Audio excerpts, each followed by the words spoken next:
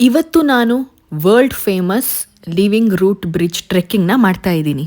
Chamundi hill steps ಬಂದು 1000, ಆದರೆ ಈ ಒಂದು ಟ್ರೆಕ್ಕಿನ ಟೋಟಲ್ ಸ್ಟೆಪ್ಸ್ ಬಂದು 7400.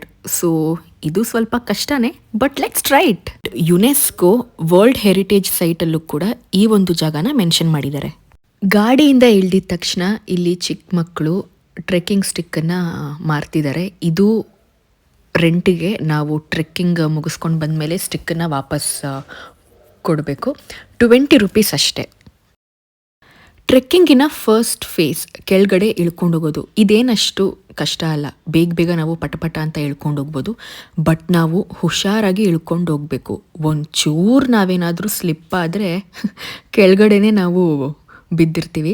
ಟ್ರೆಕ್ಕಿಂಗನ್ನು ಶುರು ಮಾಡಿ ಜಸ್ಟ್ ನಾನು 30 ಮಿನಿಟ್ಸ್ಗೆ ಫಸ್ಟ್ ಸಿಂಗಲ್ ರೂಟ್ ಬ್ರಿಡ್ಜನ್ನು ನಾನು ರೀಚ್ ಆದೆ. ನಿಜವಾಗ್ಲೂ ಈ ಬ್ರಿಡ್ಜನ್ನ ನೀವು ನೋಡಿದ್ರೆ ನಿಮಗೆ ವಾವ್ ಅನಿಸುತ್ತೆ.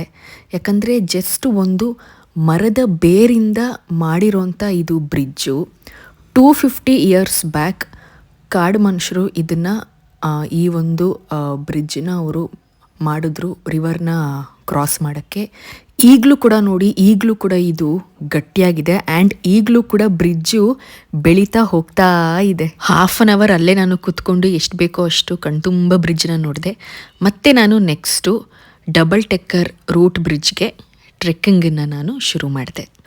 ಅಲ್ಲಿಂದ ಡಬಲ್ ಟೆಕ್ಕರ್ ರೂಟ್ ಬ್ರಿಡ್ಜಿಗೆ ನಾನು ಬರೋಕ್ಕೆ 40 ಮಿನಿಟ್ಸ್ ತಗೊಂಡೆ. ಆ್ಯಕ್ಚುಲಿ ಸ್ವಲ್ಪ ದೂರನೇ ಇದೆ, ಬಟ್ ನಾನು ಎಲ್ಲೂ ರೆಸ್ಟ್ ತಗೊಂಡಿಲ್ಲ ಮತ್ತು ನಾನು ಕೂತಿಲ್ಲ, ಅದರಿಂದ ನಾನು ಬೇಗ ಬಂದೆ. ಆ್ಯಂಡ್ ಇಲ್ಲೊಂದು ಚಿಕ್ಕ ರಿವರ್ ಸ್ಟ್ರೀಮ್ ಇತ್ತು ಆ್ಯಂಡ್ ಅದರಲ್ಲಿ ಕ್ಯೂಟ್ ಫಿಶಸ್ ಇತ್ತು.